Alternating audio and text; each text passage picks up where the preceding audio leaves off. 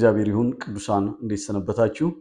እግዚአብሔር ተባረከ ይሁን። እንግዲህ በዮሐንስ ወንጌል ውስጥ የእግዚአብሔርን በረከት እየተካፈልን ያለነው ላስት ታይም የተመለከትነው በዮሐንስ ወንጌል ብቻ የተጠቀሱ 7 ምልክቶችን ወይም ታምራቶችንና ዘመን አይሽሬ ዘመን ተሻጋሪ መልእክታቸው ምን እንደሆነ በስፋት ተመልክተናል።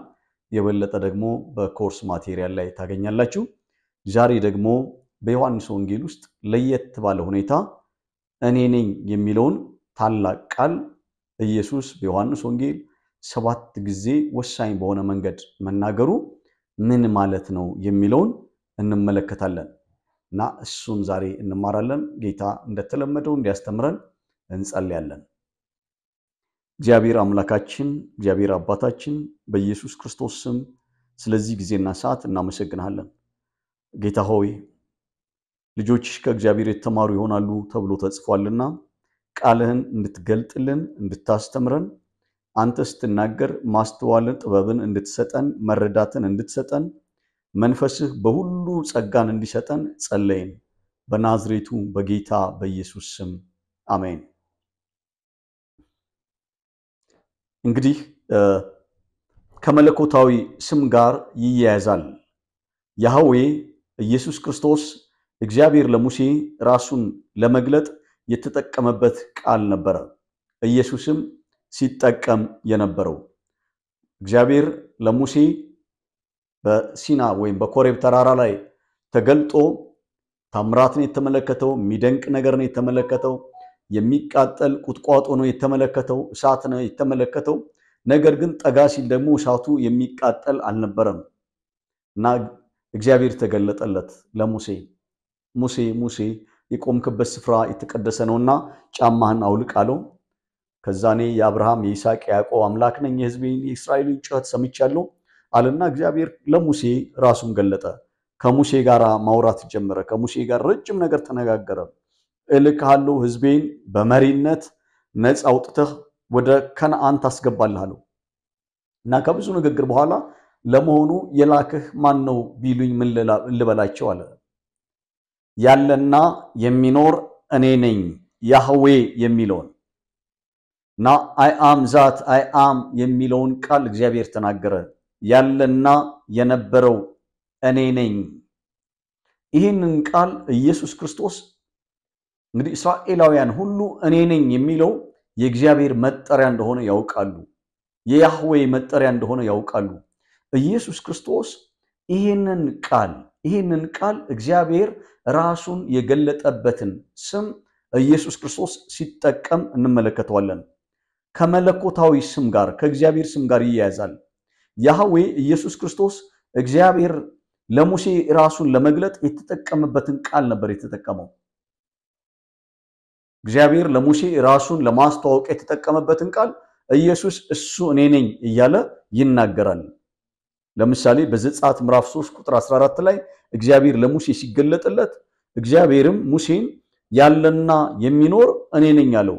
እንዲህም ለእስራኤል ልጆች ያለና የሚኖር ወደ እናንተ ላከኝ ትላቸዋለህ እያለ ነው የሚናገረው። ኢየሱስም ይህንን ቃል በተደጋጋሚ እኔ ነኝ እያለ ይናገራል። እኔ ነኝ እያለ መናገሩ ራሱን ከእግዚአብሔር ጋር አንድ ማድረጉን የሚያመለክት ነው። እኔ ነኝ እያለ ሲናገር ለመሆኑ ምን ማለቱ ነው? እስካሁን ከተነሱ ታላላቅ አገልጋዮች ውስጥ እንደ እርሱም እኔ ነኝ ያለ ነበር ወይ?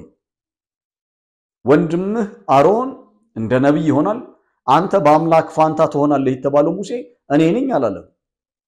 እሳት ከሰማይ የሚያወርደው ታላቁ ነብይ በጣም ያስፈራው ነብይ ኤልያስ እኔ ነኝ አላለም። ኤልሳ እኔ ነኝ አላለም። እግዚአብሔር ለበቀል ያስነሳው እዩ እኔ ነኝ አላለም። በእግዚአብሔርም በሕዝብም የተወደዱት ነገስታቶች እነ ዳዊት እነ ሰለሞን የትኞቹም የእግዚአብሔር አገልጋዮች እኔ ነኝ የሚለውን ቃል አልተጠቀሙም። ኢየሱስ ግን እኔ ነኝ ሲል ምን ማለቱ ነው?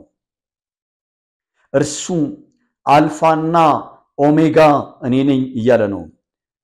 እርሱ እኔ መለኮት ነኝ እያለ ነው። በብሉይ ኪዳን እግዚአብሔር ለሙሴ ራሱን የገለጸበትን ያለና የሚኖር እኔ ነኝ ከሚለው ጋር ኢየሱስ ይህን ቃል ሲጠቀም ከእግዚአብሔር ጋር አንድ ነኝ እያለ ነው። የኢየሱስ ደቀ መዛሙርት በተደጋጋሚ ጥያቄ ይጠይቁታል። እኔና አብ አንድ ነን፣ እኔን ያየ አብን አየ እያለ ይናገራል። እና ኢየሱስ ይሄን እኔ ነኝ የሚለውን በብዙ አግባብ ሲጠቀምበት እንመለከታለን። የተወሰኑ ነጥቦችን አነሳላችኋለሁ። እኔ እርሱ ነኝ የሚል በዮሐንስ ወንጌል ምዕራፍ 4 ቁጥር 26 ላይ ተመዝግቦ እናገኛለን። እኔ እርሱ ነኝ። ዮሐንስ 4:26 8:24 8:28 13:9 18 ከ5 እስከ 6 ላይ እኔ እርሱ ነኝ ይላል ኢየሱስ። ለምሳሌ ዮሐንስ ወንጌል ምዕራፍ 4 ቁጥር 26 ላይ ስንመለከት በኢየሱስና በሰማርያይቱ ሴት መካከል ንግግር ሲደረግ እንመለከታለን። ኢየሱስ እንደዚህ አለ፣ ውሃ አጠጪኝ አላት። አንተ አይሁዳዊ ስትሆን ሳምራዊት ከመሆን ከኔ ከሳምራዊት ሴት ከሳምራዊ ብቻ አይደለም ከሳምራዊት ሴት ከኔ ውሃ ትጠይቃለህ? አይ ውሃ አጠጭኝ የሚልሽና የእግዚአብሔር ስጦታ ማን መሆኑን አውቀሽ ቢሆን ጥያቄው ያንቺ ነበረ። ውሃ እንዳትቀዳ መቅጃ የለህም። ይሄ ብቻ ደግሞ አይደለም እና ከዚህ ውሃ የሚጠጣ ሁሉ ይጠማል አለ ኢየሱስ። እኔ ከምሰጠው ውሃ የሚጠጣ ግን ለዘላለም አይጠማም አለ።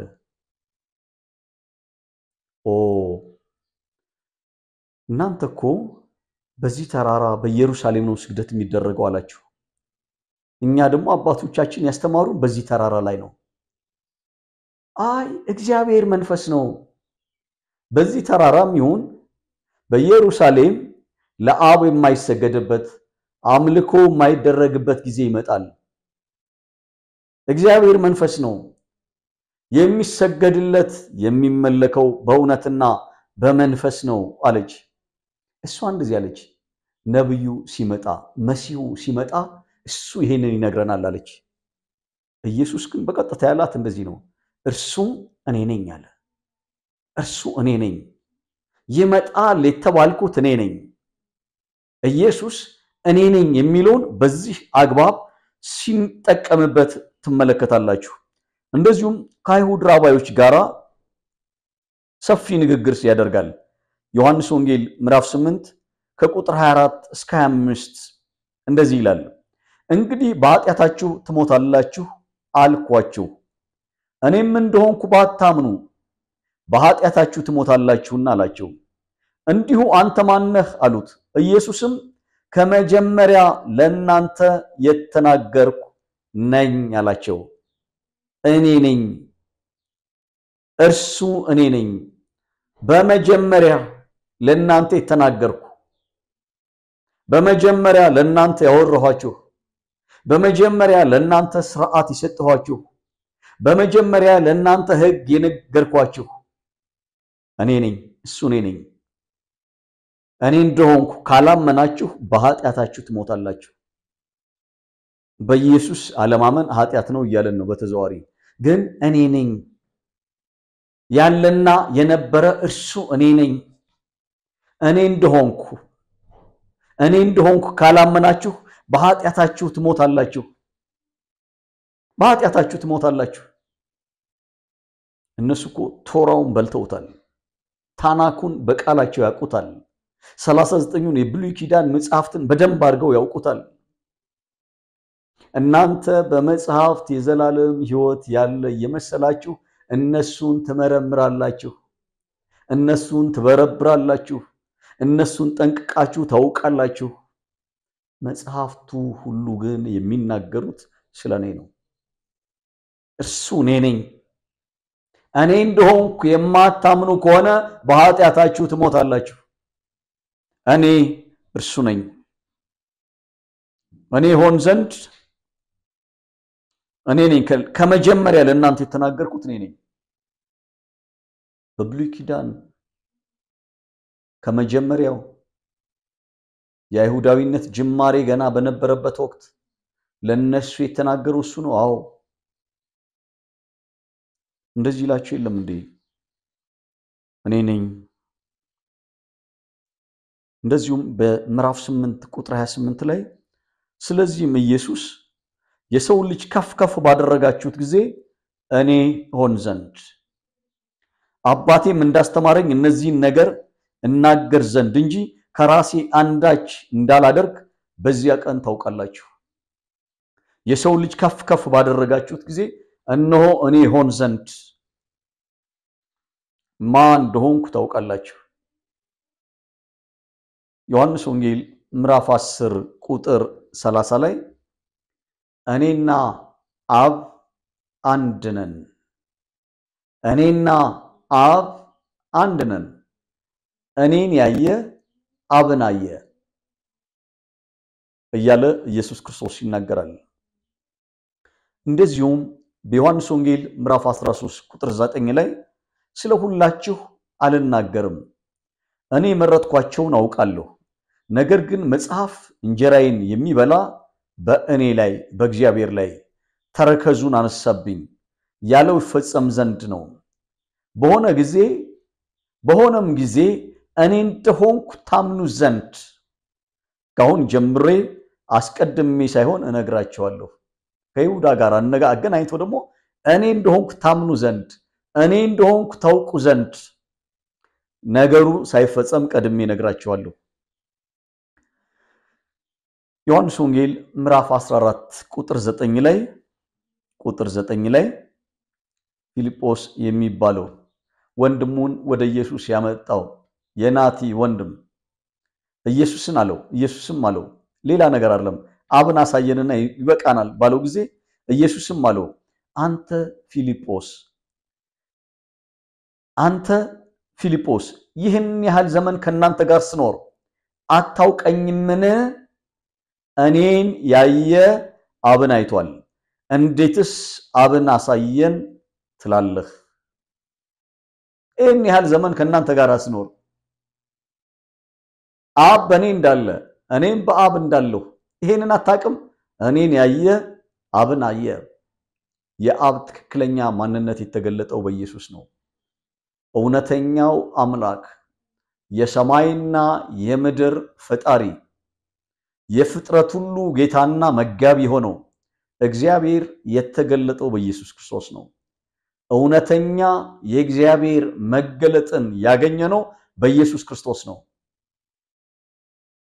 ሙሴ ዮሐንስ በምዕራፍ 1 ላይ ሲናገር እንደዚህ ያለ እግዚአብሔርን ያየው ከቶ አንድስ እንኳ የለም። ነቢያትም አላዩትም ማለት ነው። ስለ እግዚአብሔሩ ትንሽ መረዳት ነበራቸው፣ ከሙሴ ጭምር ማለት ነው። 100% መረዳት አልነበረው። የተገለጠለትን ያህል ብቻ ነው የሚያውቀው። ኢየሱስ ግን እግዚአብሔርን ራሱን የገለጠልን፣ የእግዚአብሔርን ቃል ብቻ አይደለም የገለጠልን፣ እግዚአብሔርን ገለጠልን። ኢየሱስ ማለት ከፍተኛውና የመጨረሻው የእግዚአብሔር መገለጥ ነው። ከናንተ ጋር ስኖር ይሄንን አታውቅም? እኔን ያየ አብን አየ። ኢየሱስ በስጋ የተገለጠ እግዚአብሔር ነው። በመጨረሻም ዮሐንስ ወንጌል ምዕራፍ 18 ከቁጥር 5 እስከ 6 ወደ ስቅለቱ አካባቢ ላይ ያለ ጽሑፍ ነው እና በይሁዳ መሪነት የአይሁድ ካህናት፣ ወታደር፣ ፖሊስ ገመድ፣ ዱላ ይዘው ወደ ኢየሱስ መጡ እና ምን ትፈልጋላችሁ አላቸው። የናዝሬቱን ኢየሱስ ብለው መለሱለት። ኢየሱስም እኔ ነኝ አላቸው። አሳልፎ የሰጠውም ይሁዳ ደግሞ ከነርሱ ጋር ቆሞ ነበር። እንግዲህ እኔ ነኝ ባላቸው ጊዜ ወደ ኋላ አፈግፍገው በምድር ላይ ወደቁ። ካህናት፣ ወታደሮች፣ ፖሊሶች፣ ስልጣን ያላቸው ሰዎች እኔ ነኝ የሚለውን እግዚአብሔር ራሱን የገለጠበትን ያን ቃል መስማት ስላልቻሉ ተራ የሰው ቃል ስላልሆነ የሰው መገለጥ ስላልሆነ ኢየሱስ እግዚአብሔር እኔ ነኝ ባለበት ኢየሱስ እኔ ነኝ ስላለ ጊዜ ወደ ኋላቸው ወደቁ ብሎ ይነግረናል። ወደ ኋላቸው አፈግፍገው በምድር ላይ ወደቁ። ኢየሱስም መልሶ እኔ ነኝ አልኳችሁ፣ እንግዲህ እኔን ልትፈልጉ እንደሆነ እነዚህን ተዋቸው ይሂዱ አለ የሚል ቃል እናገኛለን። ኢየሱስ እኔ ነኝ የሚለውን ቃል ራሱን ከእግዚአብሔር ጋር በማስተካከል እኔ እግዚአብሔር ነኝ እያለ ተገልጧል። አንዳንድ የእምነት ተቋማት፣ አንዳንድ ሃይማኖቶች ኢየሱስ እኮ እኔ እግዚአብሔር ነኝ አላለም።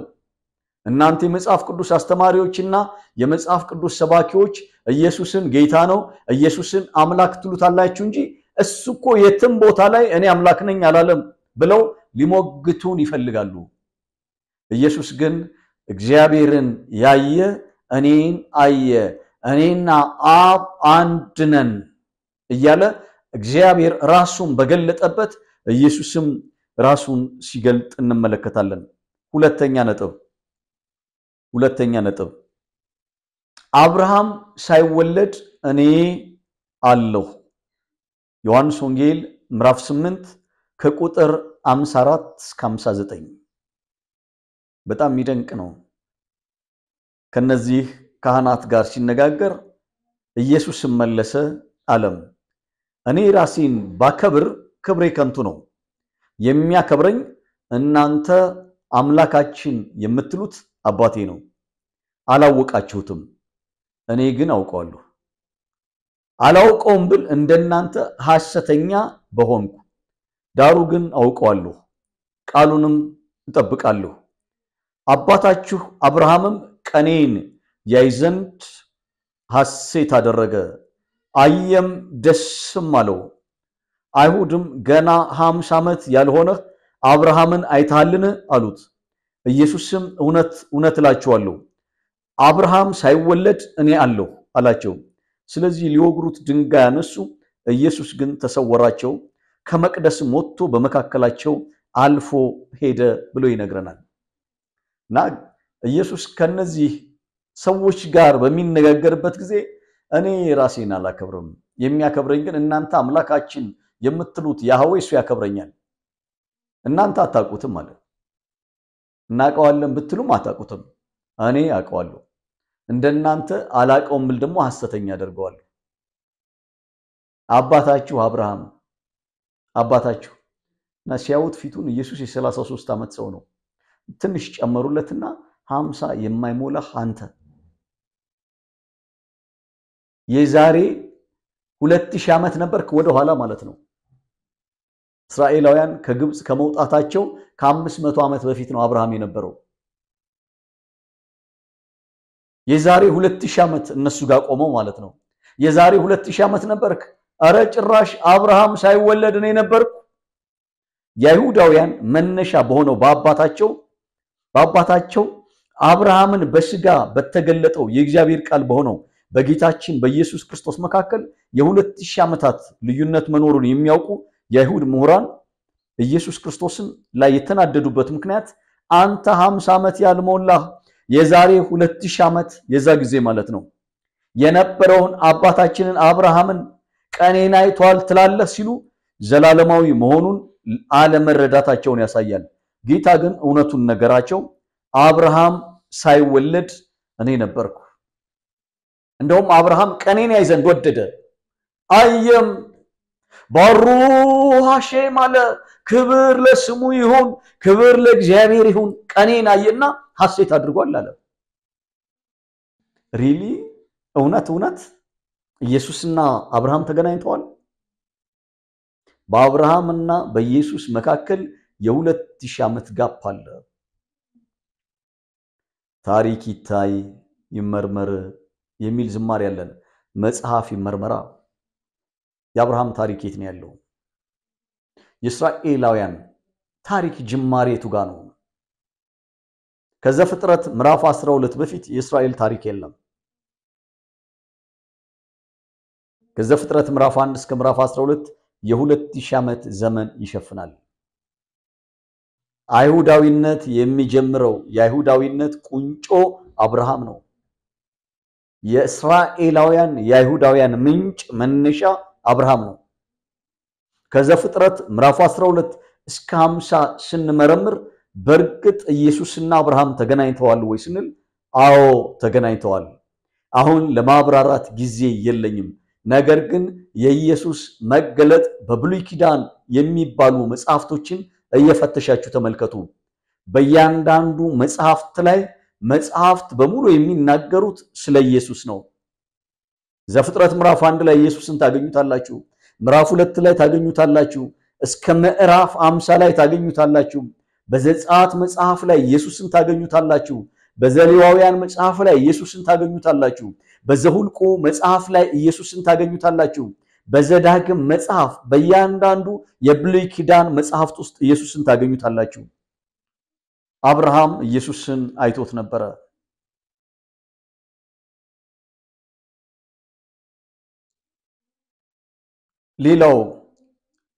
ሌላው የምናገኛቸው ነጥቦች ኢየሱስ እኔ ነኝ እያለ የተናገረበትን እንግዲህ ራሱን ከእግዚአብሔር ጋር በማስተካከል እኔ ነኝ የሚለውን ቃል ተጠቅሟል። እንደዚሁም ደግሞ አብርሃም ሳይወለድ እኔ አለሁ እያለ ተናግሯል። ሌሎች 7 አዲስ ኪዳናዊ የሆኑ 7 እኔዎችን ደግሞ አሁን አነሳለሁ። ኢየሱስ እንደዚህ አለ፣ የሕይወት እንጀራ እኔ ነኝ አለ። ሰው ለመኖር መብላት አለበት፣ መጠጣት አለበት። ሰማያዊውን ሕይወት ለመኖር መንፈሳዊውን ሕይወት ለመኖር እንጀራ ያስፈልጋል። የዮሐንስ ወንጌል ምዕራፍ 6 ቁጥር 35 ላይ እስራኤላውያን የእንጀራ ጉዳይ አንስተው ይነጋገሩ ነበርና ወደ ኢየሱስ ክርስቶስ መጥተው ምልክት ስጠን አሉት። ሙሴ እኮ ከሰማይ መና በማውረድ ምልክት አሳይቶናል፣ አንተ ምን ምልክት ሰጠናለህ አሉ። ለነገሩ ያንን መና የሰጣችሁ ሙሴ ሳይሆን አባቴ ነው። ለእስራኤላውያን መና ከሰማይ የሰጣቸው ሙሴ ሳይሆን እግዚአብሔር አባቴ ነበረ። መና የበሉት ሁሉ በምድረ በዳ መሞታቸው ግልጽ ነው። አሁን ሰው በልቶ ለዘላለም ሕይወት እንዲኖር ከሰማይ የወረደ እንጀራ እኔ ነኝ አለ። እኔን የሚበላ የዘላለም ሕይወት አለው። የኔን ሥጋ የሚበላ ደሜንም የሚጠጣ የዘላለም ሕይወት አለው። ሥጋዬን የሚበላ ደሜን የሚጠጣ እርሱ በእኔ ይኖራል፣ እኔም ደግሞ በእርሱ እኖራለሁ። እኔ እውነተኛ የሕይወት እንጀራ ነኝ። ይህ ትምህርት ወይም ይህ ንግግር ኢየሱስ እርሱ ሕይወት ሰጪ መሆኑን የሚያመለክት ነው። ከሱ ውጪ ሌላ ሕይወትን የሚሰጥ ወይም ሰው በልቶት በሕይወት የሚኖር ሌላ እንጀራ አለመኖሩን የሚያመለክት ነው። እርሱን የሚበላ በሕይወት እንደሚኖር በበጎች በረት መወለዱም ያንኑ የሚያመለክት ነው። ኢየሱስ ክርስቶስ ሲወለድ በበጎች በረት ውስጥ ነው የተወለደው። አልጋ ስላልነበረውም ማርያም ሕፃኑን በጨርቅ ጠቅልላ በበጎች ግርግም ላይ አስተኛችው። ግርግም ከግንድ የሚሰራ ግንድ ተቦርብሮ በጎች ምግባቸው ይቀርብላቸውና ይበሉታል። ይወፍራሉ፣ ያድጋሉ፣ በሕይወት ይኖራሉ። ሰዎች ወይም በጎች የሕይወት እንጀራን ኢየሱስ ክርስቶስን በልተው ለዘላለም ሕይወት እንዲኖሩ ኢየሱስ እንደዚህ አለ፣ የሕይወት እንጀራ እኔ ነኝ፣ እኔን የሚበላ ሁሉ ለዘላለም ሕይወት ይኖረዋል። ኢየሱስ የሕይወት እንጀራ ነኝ በማለት ራሱን ገልጦ ነበረ። 7 ጊዜ ኢየሱስ እኔ እያለ የተናገረባቸውን አነሳለሁ። ሁለተኛው እኔ የዓለም ብርሃን ነኝ ብሎ ኢየሱስ ክርስቶስ ይናገራል። ምዕራፍ 8 ቁጥር 12 ላይ ኢየሱስ እኔ የዓለም ብርሃን ነኝ ይላል። መጽሐፍ ሲናገር ዮሐንስ ወንጌል ምዕራፍ 1 ቁጥር 4 ላይ በእርሱም ሕይወት ነበረች፣ ሕይወትም የሰው ብርሃን ነበረች ስለሚል ሕይወትና ብርሃን የተገናኙ መሆናቸውን ያሳያል። የሰው ሕይወት ወይም ብርሃን የሰው ሕይወት መሆኑን የሚያመለክት ነው። ኢየሱስ እኔ የዓለም ብርሃን ነኝ፣ ወደ እኔ የሚመጣ በብርሃን ይመላለሳል እንጂ በጨለማ አይመላለስም፣ በእኔ የሚያምን የሕይወት ብርሃን ይሆንለታል እንጂ በጨለማ አይመላለስም። ብርሃን ሕይወትን ያመለክታል፣ ጨለማ ሞትን ያመለክታል። ብርሃን ዕውቀትን ያመለክታል፣ ጨለማ አለማወቅን፣ መሃይምነትን፣ ትርጉም አልባነትን ያመለክታል። ለዚህ ነው ሕይወትም በእርሱ ነበረች፣ ሕይወትም የሰው ብርሃን ነበረች ብሎ ይነግረናል።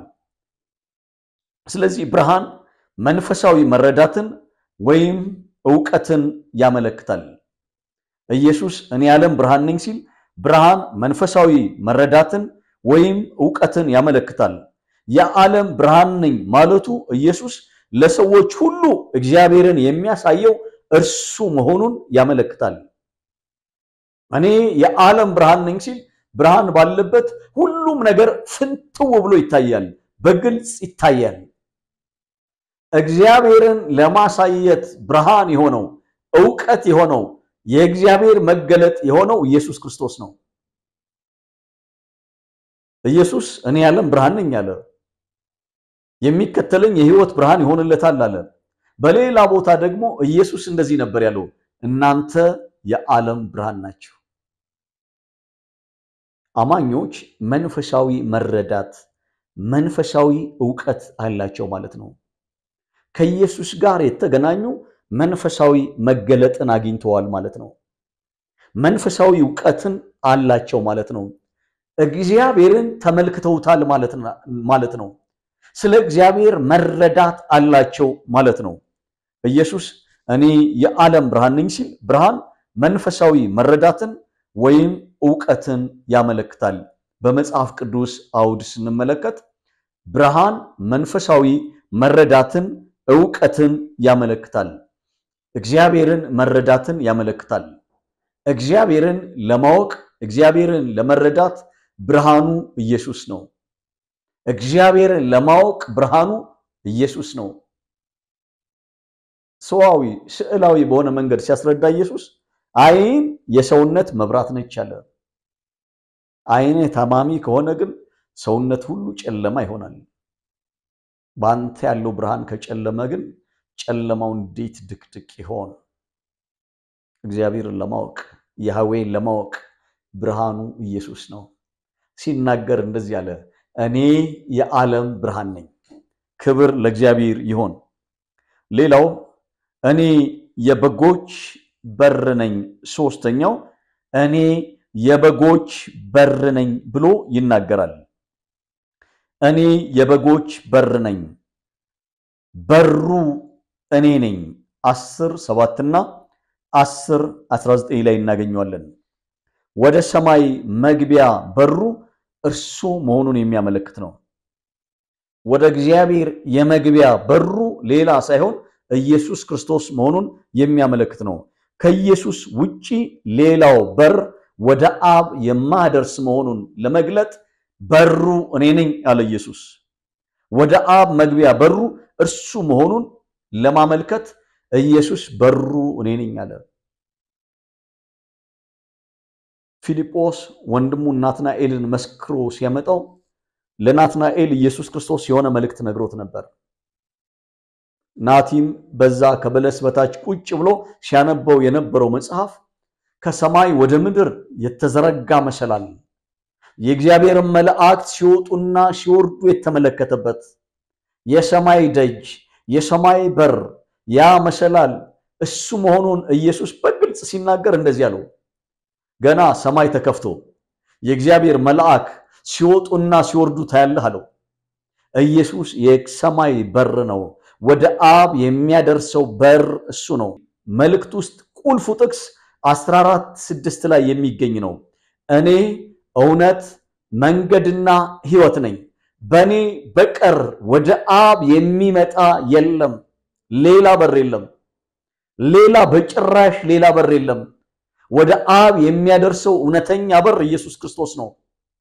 ኢየሱስ እኔ በር ነኝ፣ እኔ የበጎች በር ነኝ፣ በሩ እኔ ነኝ እያለ እውነተኛ ወደ ሰማይ ወደ እግዚአብሔር የሚያደርሰው በር እሱ መሆኑን ያስረዳል።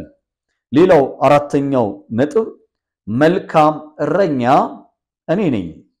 10:11 ላይ መልካም እረኛ እኔ ነኝ። በጣም የሚደንቅ ነው።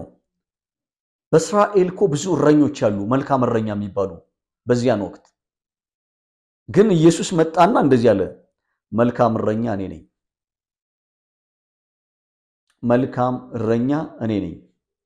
ከኔ በፊት የነበሩት ሁሉ ሌቦችና ወንበዴዎች ነበሩ፣ አንዳቸውም ወደ ሰማይ የማድረስ አቅም የላቸውም።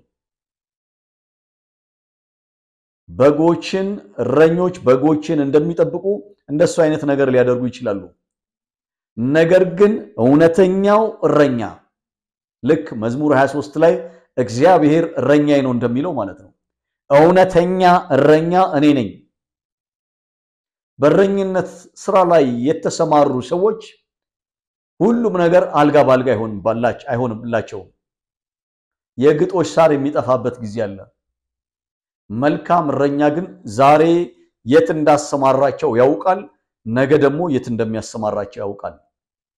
የለመለመ ሳር ወዳለበት፣ የረፍት ውሃ ወዳለበት፣ ለከብቶቹ ለበጎቹ ኮምፎርት ዞን ሁሉ ጊዜ ይፈልጋል።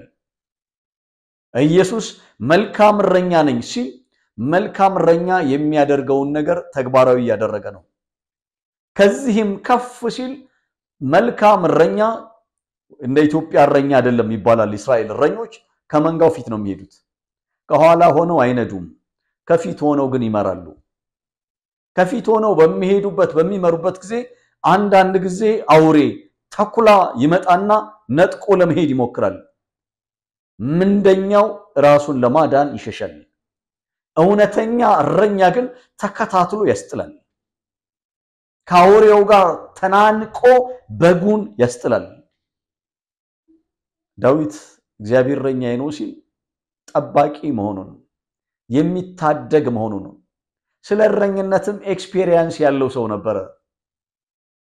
አንድ ጊዜ በእስራኤል ታሪክ ውስጥ ጎልያድ የሚባል አንድ ሰው ወጥቶ እስራኤልን ሕዝብ ንጉስ ሳኦል ንጉስ በነበረ ጊዜ ነው። እስራኤል የመጀመሪያ ንጉስ ነው እና ለ40 ቀንና ለ40 ሌሊት እስራኤላውያንን ይሳደባል፣ ያሸማቅቃል፣ ኑ ግጠሙኝ ይላል። ሁሉም ይፈሩት ነበር። እና ዳዊት ቀረበና ለሳኦል እንደዚህ ያለው፣ ይሄንን ያልተገረዘ ፍልስጤማዊ እኔ ገጥመዋለሁ አለ። ሲያዩ ትንሽ ልጅ ነው፣ እሱኮ ጦረኛ ነው አሉ። ከልጅነት እስከ ዕውቀት ድረስ ጦረኛ ነው እና ብረት የለበሰ ብረት ሰራሽ ነው ሰውየው፣ አትችለውም አለው። እኔ እኮ ኤክስፒሪየንስ አመጣ።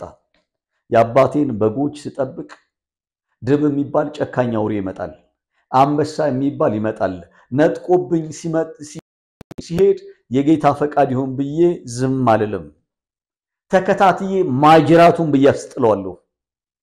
በኔ ላይ ከተነሳ ግን ማንቁርቱን አንቄ የህይወቱ ፍጻሜ ይሆን አደርገዋለሁ። ከአንበሳና ከድብ የታደገኝ እግዚአብሔር ከዚህ ካልተገረዘ ፍልስጤማዊ ያድነኛል አለ። እግዚአብሔር እረኛዬ ነው አለ። እረኛ አንበሳም ቢመጣ ድቡም ቢመጣ ስለ መንጋው ራሱን አሳልፎ የሚሰጥ ነው። ኢየሱስ ክርስቶስ እንደዚህ ነው ያለው። እውነተኛ እረኛ ከነጣቂና ከተኩላ አውሬ እጠብቃለሁ ማለት ነው። አማኞች መለኮታዊ ጥበቃ ውስጥ ነው ያለነው። ጠባቂ አምላክ አለን። ኢየሱስ መልካም እረኛ ነኝ ሲል በመልካም ያሰማራናል። መለኮታዊ ጥበቃም አደርጋለሁ እያለ ነው። ከወንበዴ እጠብቃለሁ ማለቱ ነው። ከሌባ እጠብቃለሁ ማለቱ ነው። ከምንደኛ እረኛ ይልቅ እርሱ መልካም እረኛ መሆኑን የሚያመለክት ነው። በእርሱ ያመነ ሰው በዘላለም ጥበቃ ውስጥ ይሆናል ማለት ነው። ለዚህ ነው መዝሙር ድንቅ መዝሙር ዳዊት ሲዘምር የምንመለከተው። አማኞች ሁሉ የምናውቀው ይመስለኛል። እግዚአብሔር እረኛዬ ነው፣ የሚያሳጣኝም የለም፣ በለመለመ መስክ ያሳድረኛል፣ በእረፍት ውኃ ዘንድ ይመራኛል። ነፍሴን መለሳት፣ ስለ ስሙም በጽድቅ መንገድ መራኝ። በሞት ጥላ መካከል እንኳን ብሄድ አንተ ከኔ ጋር ነህና ክፉን አልፈራም። በትርህና ምርኩዝህ እነርሱ ያጽናኑኛል። በፊቴ ገበታን አዘጋጀህልኝ፣ በጠላቶቼም ፊት ለፊት ራሴን በዘይትህ ቀባህ። ጽዋዬም የተረፈ ነው። ምሕረትና ቸርነትህ በሕይወቴ ዘመን ሁሉ ይከተሉኛል። በእግዚአብሔርም ቤት ለዘላለም እኖራለሁ። አሜን። እግዚአብሔር እረኛችን ነው። መልካም እረኛ ስለ በጎቹ ነፍሱን ያኖራል።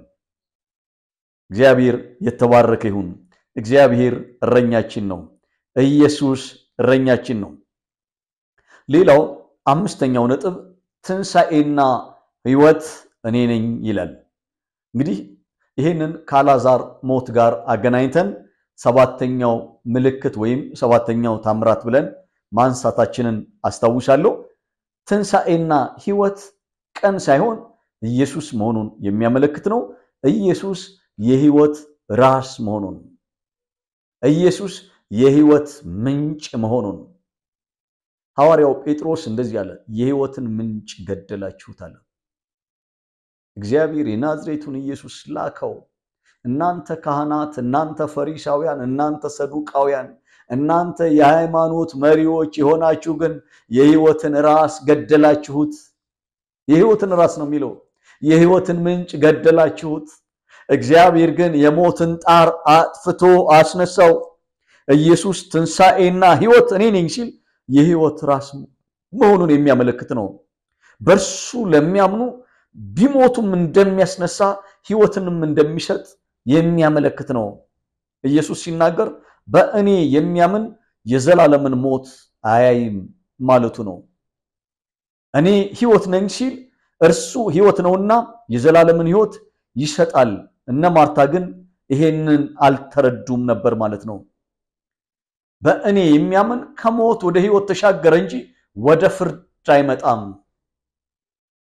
እና ሰዎች ስለ ትንሣኤ ሲናገሩ፣ የመጽሐፍ ቅዱስ አስተማሪዎች ሲናገሩ አንድ ጊዜ ብቻ የተወለደ ከእናትና ከአባቱ አንድ ጊዜ የተወለደ ሁለቴ መሞቱ አይቀርም። አንደኛው የሥጋ ሞትን ይሞታል፣ ሁለተኛው ግን የዘላለም ሞትን ይሞታል ይላሉ። አንድ ጊዜ የተወለደ ሰው ሁለት ሞት ይጠብቀዋል። ሁለት ጊዜ የተወለደ ግን ዳግመኛ የተወለደ ግን ኢየሱስ ክርስቶስ ካልመጣ አንድ ጊዜ ይሞታል። ኢየሱስ ክርስቶስ ከመጣ ግን ሞት የሚባለውን ነገር አያየው። ስለዚህ አንድ ጊዜ የተወለደ ሁለት ጊዜ ይሞታል። ሁለት ጊዜ የተወለደ ግን አንድ ጊዜ ይሞታል። እና የኢየሱስ እኔ ትንሣኤና ሕይወት እኔ ነኝ ሲል ያላዛርንም የእርሱንም ጨምሮ እንደሚናገር የመጽሐፍ ቅዱስ አስተማሪዎች ይስማማሉ። ሌላው እኔ መንገድ እውነትም ሕይወትም ነኝ ሲል መንገድ ሲል ወደ ሕያው እግዚአብሔር የሚያደርስ መሆኑን፣ ወደ እግዚአብሔር የሚያደርስ ሌላ መንገድ የለም። ኖ ዌይ፣ ወደ አብ የሚያደርሰው እሱ ብቻ መሆኑን፣ እውነት ሲል ራሱ ኢየሱስ ክርስቶስ መሆኑን፣ የማይለወጥ ማንነቱን፣ እውነት ማለቱ የማይለወጥ የእግዚአብሔር ቃል እሱ መሆኑን፣ እውነት ሲል ኢየሱስ የማይለወጥ የእግዚአብሔር ቃል እርሱ መሆኑን፣ እውነት ማለቱ አስተምሮም የማይለወጥ መሆኑን ያመለክታል። ሕይወት ሲል አንድ ሰው በኢየሱስ ክርስቶስ ሲያምን የሚያገኘውን ለመግለጥ ነው። የሚያገኘውን ዘላለማዊ ሕይወት፣ ዞዊ የተባለውን ሕይወት፣ ከርሱ ከኢየሱስ ክርስቶስ ውጪ ሕይወት የሌለ መሆኑን የሚያመለክት ነው። ሰባተኛው ነጥብ እናገርና ጨርሳለሁ። ሰባተኛው ነጥብ እውነተኛ የወይን ግንድ እኔ ነኝ። ይህ ምሳሌ ለእስራኤላውያን ትልቅ ትርጉም አለው። የሚያደምጡት ኢትዮጵያውያን ቢሆኑ ምን ሊናገር እንደሚችል አላውቅም። ለእስራኤላውያን ግን እንደዚህ ያላቸው፣ ይህን ምሳሌ ነው የነገራቸው። እውነተኛ የወይን ግንድ እኔ ነኝ፣ እናንተም ቅርንጫፎች ናችሁ። ቅርንጫፍ በእኔ ባይኖር በራሱ አንዳች ሊያደርግ አይችልም። እናንተ በእኔ ብትኖሩ ቃሎቼ በእናንተ ቢኖሩ የምትወዱትን ሁሉ ለምኑ ይሆንላችኋል ብሎ ተናግሯል። ይህ ምሳሌ ለእስራኤላውያን ትልቅ ትርጉም አለው። በኢየሱስ የሚያምኑ ሁሉ ከግንዱ የተጣበቁ ቅርንጫፎች ናቸው። ቅርንጫፎች ከእርሱ ጋር ቢስማሙ የእርሱ ሕይወት በእነሱ ይገለጣል።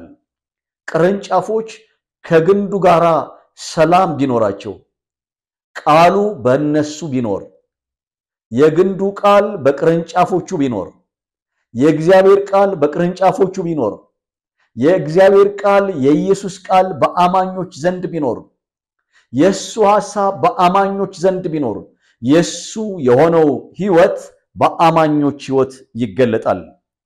አለበለዚያ ግን ቅርንጫፎች በራሳቸው ምንም ሕይወት የላቸውም። አመፀኞች በርሱ ሙሉና ባለብዙ ፍሬ፣ አማኞች በእርሱ ሙሉና ባለብዙ ፍሬ ናቸው። እውነተኛ አማኞች በእርሱ በክርስቶስ ሙሉዎች ናቸው፣ ባለብዙ ፍሬ ናቸው። ለምን ሲባል ከግንዱ ጋር ተጣብቀዋል። የኢየሱስ ቃል በእነሱ ዘንድ አለ። የኢየሱስ መንፈስ በእነሱ ዘንድ አለ። ያለኔ ምንም ልታደርጉ አትችሉም። በእኔ ብትኖሩ ግን ብዙ ፍሬ ታፈራላችሁ። ለማፍራት ቁልፉ ከኢየሱስ ጋር መጣበቅ ነው። የሱ መንፈስ በእኛ እንዲሰራ መፍቀድ ነው። የሱ ቃል በእኛ ዘንድ በሙላት እንዲኖር ማድረግ ነው። የሱ ቅን ልቦና በእኛ ዘንድ መኖሩ ነው። የጌታ ስም ለዘላለም የተባረከ ይሁን። ዛሬ እንግዲህ ያነሳውላችሁ በዚህ ክፍለ ጊዜ ኢየሱስ የሕይወት እንጀራ እኔ ነኝ፣ እኔ የዓለም ብርሃን ነኝ፣ እኔ የበጎች በር ነኝ፣ መልካም እረኛ እኔ ነኝ፣ ትንሣኤና ሕይወት እኔ ነኝ፣ እኔ መንገድና ሕይወት ነኝ፣ እውነተኛ የወይን ግንድ እኔ ነኝ የሚለውን ነበረ ያነሳውላችሁ። ክብር ለእግዚአብሔር ይሁን። ሌላውን የማጠቃለያ ክፍል ደግሞ የሚቀጥለው ክፍለ ጊዜ ላይ ይዤ የምቀርብ ይሆናል። ሰላም ከሁላችሁ ጋር ይሁን። አሜን።